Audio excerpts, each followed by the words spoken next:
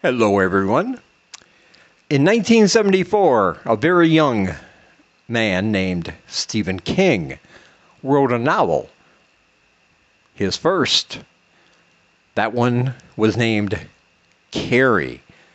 Perhaps you've heard of it. But in 2022, a woman by the name of Tiffany D. Jackson wrote an homage, I should say, to Carrie, and that's the book we're going to be talking about today. Is it better than the original? I'm going to give you my opinion here in just a minute. But first, I want to remind you that I have books for sale, and you can find all the books you see on your screen at the link in the description. And also, my story appears in the anthology Ooze, Little Bursts of Body Horror. You can find that link in the description as well.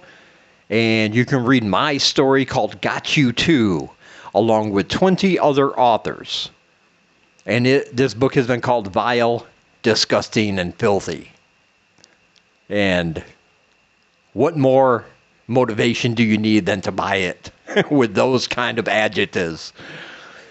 So, exercise those little fingers, check out the description, and get to clicking, because I'd like for you to read them all. All right, let's get this video started. All right. So, the book we're going to be talking about today is called The Weight of Blood by Tiffany D. Jackson. This is an homage to Carrie. And it is so good. I'm going to tell you that right up front. If you don't want to listen to the rest of this video, go ahead and just pick up a copy of your book. It is in the description. I can't recommend it enough. This book is fantastic. It has all of the plot beats that Carrie has from Stephen King's original book and the movies that have come from that book. I think there's been 2 movies, right? There was an original and then a remake recently in the last few years. I think that's all. If somebody knows, let me know in the comments. But I think there's been 2 movies based on the book Carrie. But whatever, if you've read the book or you've seen the movie and you want something that is more modern, that is more geared toward our times, that is just as terrifying, just as compelling, kind of a modernized version of Carrie, you are going to want to read this book. It takes a very good author to walk a line between social issues of our time, in this case, racism, and still give you the scares you need without a book feeling heavy-handed or over the top or politically motivated, God forbid. Even though I don't know why that's a thing. A lot of people complain about that, though. And this book walks that line perfectly. Because Maddie is our Carrie in this story. She presents herself as a white girl. She is of a white father and a black mother. Now, we don't know what happened to the mother. You're going to have to read to find out. But she was told that her mother died during childbirth.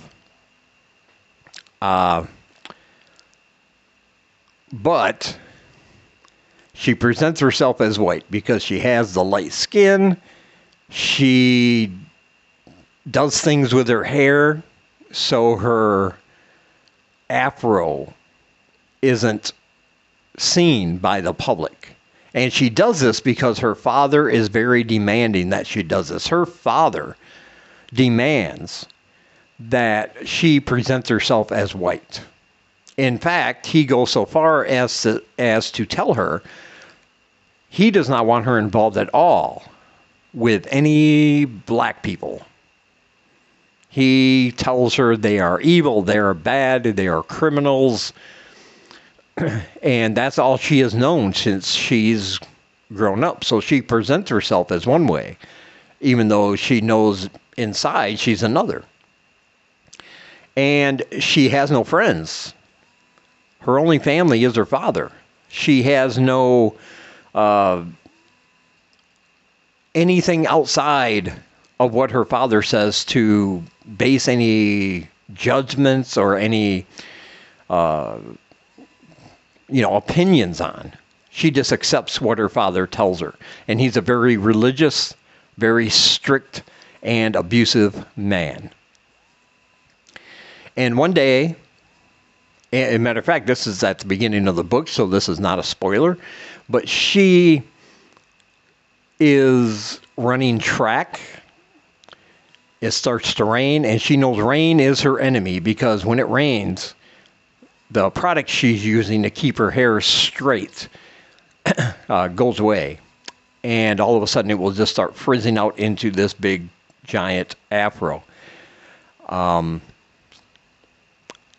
And when that happens, well, all hell is going to break loose because her identity is going to be revealed. And she lives in a racist town, one of these small towns that carries on their racist traditions. Maybe even in some subtle ways, but it's still there. Like the main football star who has led his team to 2 state championships is a black boy named Kenny. Now, Kenny does not hang out with the other black kids. He has a white girlfriend, and he hangs out with her and her friends and his fellow teammates who happen to be white as well. And in a way, he's trapped as much as our main protagonist because he's been told by his father his whole life that football is his life. And if you want to go anywhere in life, you just got to get along. You got to suck it up. Get your head in the game. And he's been told that so much, he kind of loses track of his own identity, you can say. But this is a town that has separate proms for the seniors. They have a white prom and a black prom. And the reason for that is just heartbreaking because the reason they have that is because when the state told them they had to integrate black students into their school, they just decided not to hold a prom because they didn't want that, which is crazy, but not as crazy as you think if you kept up on any news in any number of past years. And so because it's not a school-sponsored prom, the students are allowed to do whatever they want. And they have, over a course of years, decided to have a white prom and a black prom. And then, well, you're just going to have to read it. That's all I'm going to say. Because like I said, if you're familiar with the book Carrie or you've seen the movie Carrie, you are going to be familiar with what happens next. But dealing with this from an idea of racism adds tremendously to the story. Because now not only do you have this extremely sympathetic and unknowledgeable character in Maddie, but the implications when people find out that she is actually black is, or it makes this even more horrifying and terrifying because of the things that are now going to happen to her between the time we start the book and up to the prom. And yes, it is going to involve somebody, invite a very popular person, inviting her to the prom. It's going to involve somebody putting a bucket on steel beam above the. It's going to go into all that. But man, this is just a great book that faithfully and realistically gives us insight into the racism that existed back then and even today. Because there are sections of this book where you will read and go, yep, I've read about that in the news. And that's a sad thing, because I'm reading this and saying, wow, that sounds familiar, like something I would read right off the headlines. And then I think, well, that's pretty sad that somebody would be treated like that. And I don't want to say too much more about it. I'm not a political activist. I have no real insight into the issue of racism. I'm an older, straight white man. I don't know how that feels. I've never been pulled over by a police officer and thought I could die from this encounter. I've never been turned down for a job and thought it was based on the color of my skin. So I'm not going to try to be a mouthpiece for people of color. I would never do that. I think that would be insulting. But it is very sad, and it did make me feel a lot of things when I was reading this book. But on the other hand, Tiffany Jackson, kept all the horror elements there, all of the plot points that were in Carrie, and kept them there. And it was just scary and horrifying, and at times just sent goosebumps up my arms and my spine. This book was released in 2022. If I would have known about this book last year, well, actually, I knew about it, but I didn't. It was in my TBR for a long time, and I finally got around to just reading it earlier this month. But it would have probably gone in my best of horror books of 2022 if I would have read it back then. I already have my list for 2022, and I didn't read it, so I didn't include it. But I probably would have found room for it in there. It was just that good. It's an excellent, excellent book, and you need to read it. It brought back so many memories of Carrie by Stephen King, and yet there are certain aspects that are different, and Tiffany just made it her own story. She took the basic plot,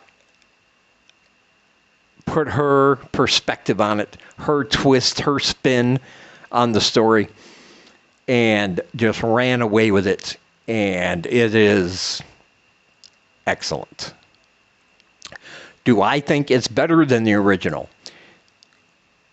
Yes. I know. Oh, you think this book is better than the original, Carrie? Turn in your horror card, sir. You don't belong in the community. Say what you want. But for the times we live in and for the issues it raises while still keeping it scary and terrifying, yes, I would absolutely say this book is just a little better.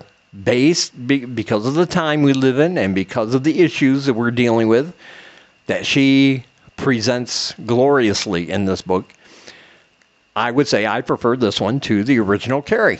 There, I said it. There you go. No clickbait there. In my title, I asked, is it better? I'm telling you my opinion, it is. If you've read the book, leave me a comment. Let me know what you think. Is it better? Yeah. I want to hear from you. Even if you disagree, that's okay. We don't have to agree on everything. But anyway, you can find a copy of The Weight of Blood by clicking the link in the description.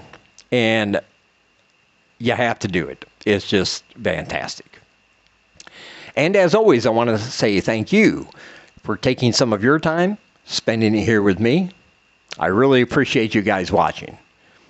And until we meet again, keep reading spooky, my friends.